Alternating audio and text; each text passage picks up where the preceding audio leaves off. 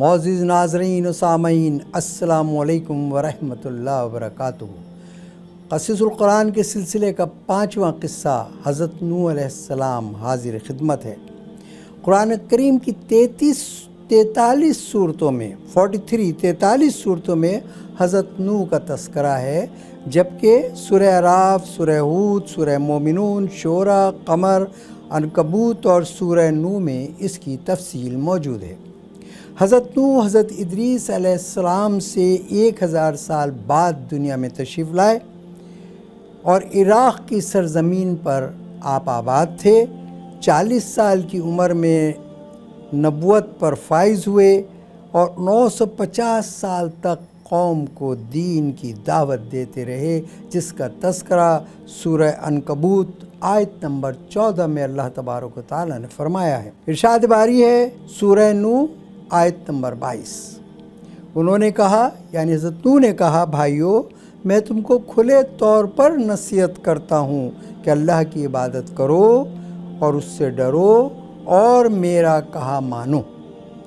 یہ وہ پیغام تھا جو 950 سال تک حضرت نوح علیہ السلام اپنی قوم کو دیتے رہے، لیکن اس کے جواب میں اس قوم نے کیا کیا؟ آپ پر تشدد کیا، آپ کو مارا پیٹا، آپ کو زخمی کرتے تھے۔ ان کے سردار کہتے تھے کہ نوح تم تو ایک عام سے آدمی ہو، تم کہاں ہمارے پیغمبر بن کر آ گئے ہو، اور جو تمہارے حواری ہیں، جو یہ تمہارے ساتھی ہیں، یہ بھی عام سے لوگ ہیں۔ ہم تو اپنے ان بتوں کی پوجا کرتے ہیں جو ہمارے آباء و اجداد تھے۔ ان بتوں کے نام قرآن شریف نے بیان فرمائے ہیں، کیا کہ ودّا، سواع، یعوث، یعوق، نصرہ، سورہ نوح آیت نمبر 23۔ اچھا، جب حضور نبی کریم صلی اللہ علیہ وآلہ وسلم نے مبعوث فرمایا اور جب آپ کو نبوت ملی، اس وقت عرب میں بھی یہی بت انہی بتوں کی پوجا ہوتی تھی۔ بہرحال قوم کے سردار حضرت نوح پر تشدد کرتے، مار کے زخمی کر دیتے، یہاں تک کہ جب وہ یہ سمجھتے کہ اب یہ مرنے کے قریب ہو چکے ہیں یا مرنے والے ہیں یا مر گئے ہیں، تو ان کو کسی کمبل میں یا کسی بوری میں لپیٹ کر دور صحرا میں پھینک دیا کرتے تھے تاکہ وحشی درندے ان کی لاشوں کو کھا جائیں۔ لیکن جسے اللہ رکھے اسے کون چکھے۔ اللہ تعالیٰ ان کی حفاظت فرما رہے تھے۔ حضرت نوح کو جب ہوش آتا تو خون صاف کرتے جاتے اور کہتے جاتے، اے اللہ یہ میرے قوم کے لوگ ناسمجھ ہیں، یہ ان کو معاف فرما دے، یہ نادان ہے۔ یہ صحیح بخاری کی حدیث ہے جس کا نمبر ہے 6292۔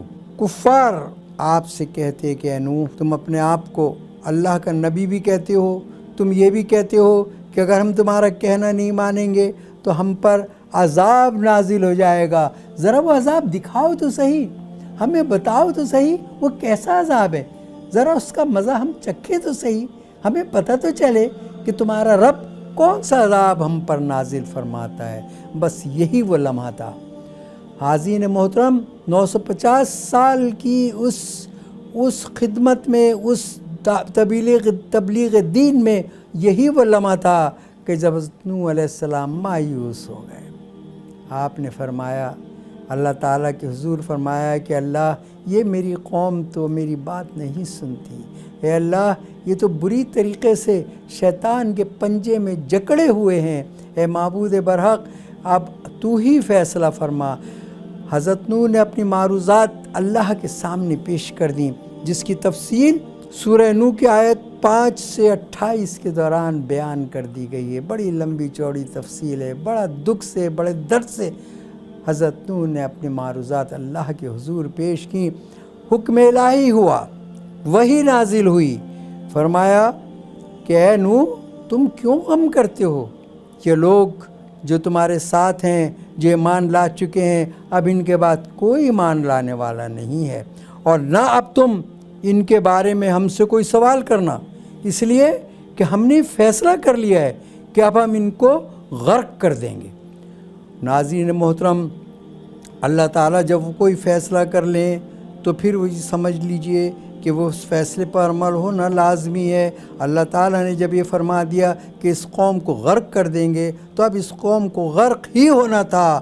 اللہ تعالیٰ نے آگے فرمایا اے نوح اب تم ایک کشتی تیار کرو۔ سورہ ہود آیت نمبر 36 سے 37 میں اس کی تفصیل موجود ہے، آپ اسے پڑھ سکتے ہیں۔ علامہ ابن کثیر نے لکھا اللہ نے پہلے درخت اگانے کا حکم دیا کہ اے نوح پہلے درخت اگاؤ، اس لیے کہ کشتی کے لیے درخت لکڑی بھی تو چاہیے تھی نا۔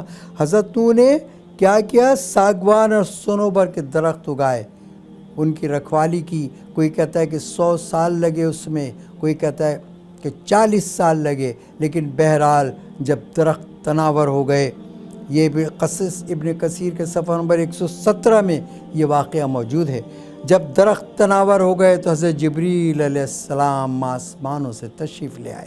آپ نے حضرت نوح اور ان کی قوم کو بتایا کہ کس طریقے سے درخت کے تختے بنانے ہیں، درختوں کے تختے بنائے گئے، اور پھر عراق کے لق و دق صحرا نے ایک عجیب منظر دیکھا۔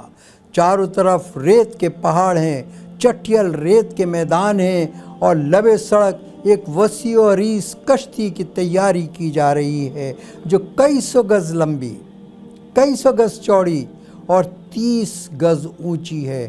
قوم کے سردار جب وہاں سے گزرتے تو کہتے یہ نوح پاگل ہو گیا ہے، اے نوح یہ جو تم کشتی بنا رہے ہو، جہاز نمک کشتی بنا رہے ہو، اس کشتی کو کہاں چلاؤ گے؟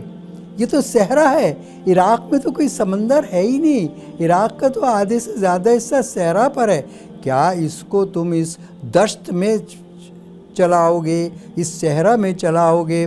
وہ پھپتیاں کستے اور چلے جاتے، کشتی بنتی رہی یہاں تک کہ کشتی تیار ہو گئی۔ اور جب کشتی تیار ہو گئی تو اللہ تعالیٰ کا حکم آ گیا۔ ان پھپتیوں کا قصہ بھی سورہ ہود کی آیت نمبر 38 میں موجود ہے کہ وہ کس طریقے سے پھپتیاں کستے تھے، مذاق اڑاتے تھے۔ جب کشتی تیار ہو گئی تو یہ کشتی جہاز نما کشتی تھی۔ ہم یہ کہہ سکتے ہیں کہ حضرت نوح علیہ السلام نے سب سے پہلے جہاز سازی کی ابتدا کی۔ اس کے ساتھ ہی یہ بھی حقیقت ہے کہ وہ جو 30 منزلہ کشتی تھی اس کی چھت پر ایک کھڑکی تھی کہ اگر پوری کشتی بھی پانی میں ڈوب جائے تو اوپر چھت سے، کھڑکی سے باہر کا منظر دیکھا جا سکتا ہے۔ لہٰذا یہ بھی کہا جا سکتا ہے کہ یہ کشتی پہلی آب دوست تھی۔ اب یہ 3 منزلہ کشتی کے بارے میں اللہ تعالیٰ کیا حکم فرماتے ہیں؟ سورہ ہود آیت نمبر 40 اللہ تعالیٰ فرماتے ہیں، حکم الہی ہوا اے اہل ایمان سمیت ہر جاندار کا ایک ایک جوڑا اے ہود اس میں رکھ لو۔ سورہ ہود کی آیت نمبر 40 میں اس کا تذکرہ ہے۔ نچلی منزل پر حلال جانور اور وحشی رکھ دیے گئے، درمیانی منزل پر انسان اور بالائی منزل پر چرند پرند۔ اہل ایمان کی تعداد مرد خواتین سمیت 80 تھی، جس میں نوح کے 3 بیٹے سام، حام، یافس، ان کی بیویاں بھی شامل تھی۔ ایک بیٹا کنعان جو تھا جس کا نام یام تھا وہ نافرمان تھا۔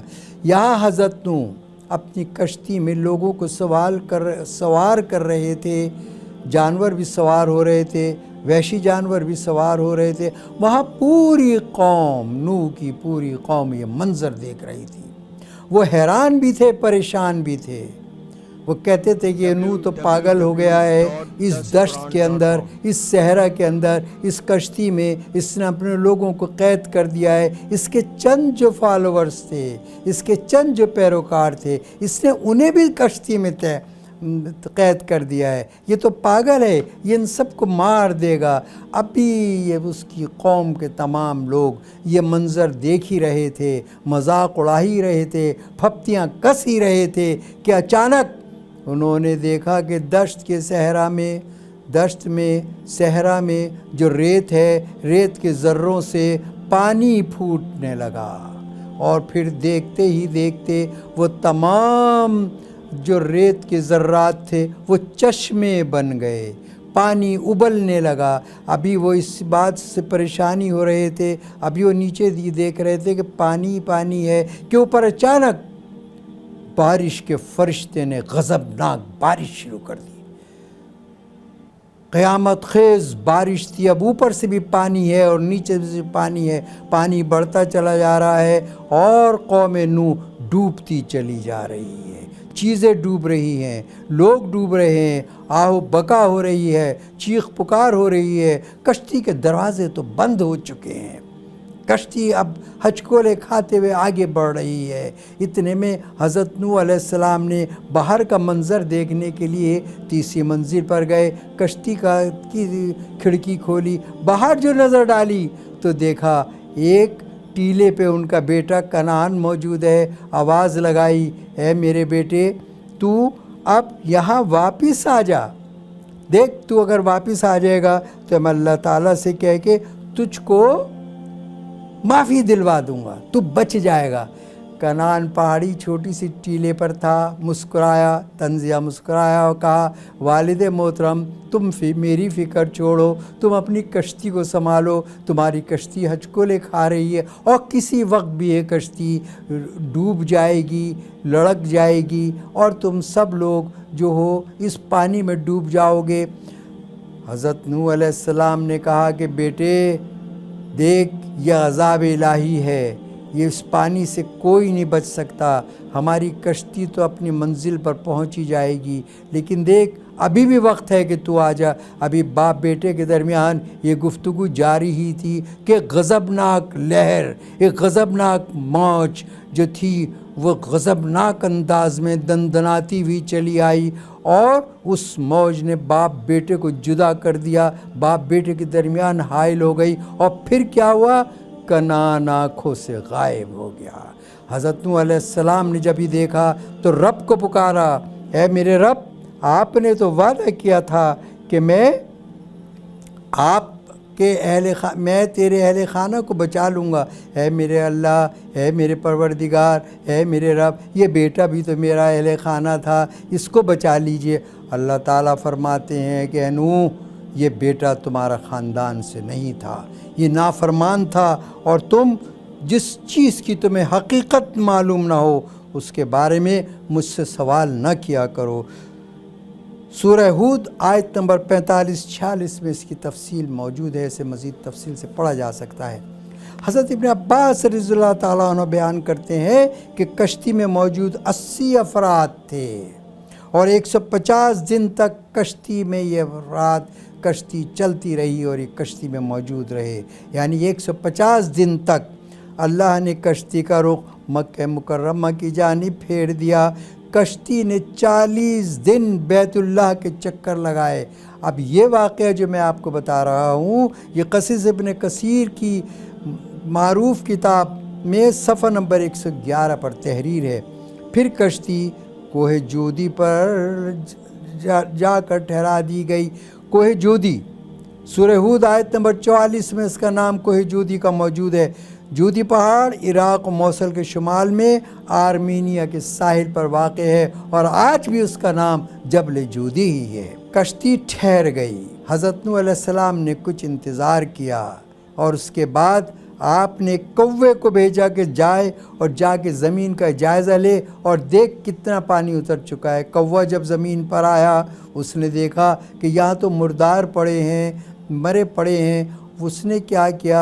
ان مرداروں پر جھپٹ پڑا اور اپنی پیٹ پوجا کرنے لگا اور جانے میں دیر لگا دی۔ حضرت نوح علیہ السلام نے انتظار فرمایا، پھر حضرت نوح علیہ السلام نے ایک کبوتر کو بھیجا، وہ کبوتر زمین پر آیا۔ جب کبوتر واپس آیا کشتی میں تو اس کی چونچ میں زیتون کا پتا تھا اور اس کے پاؤں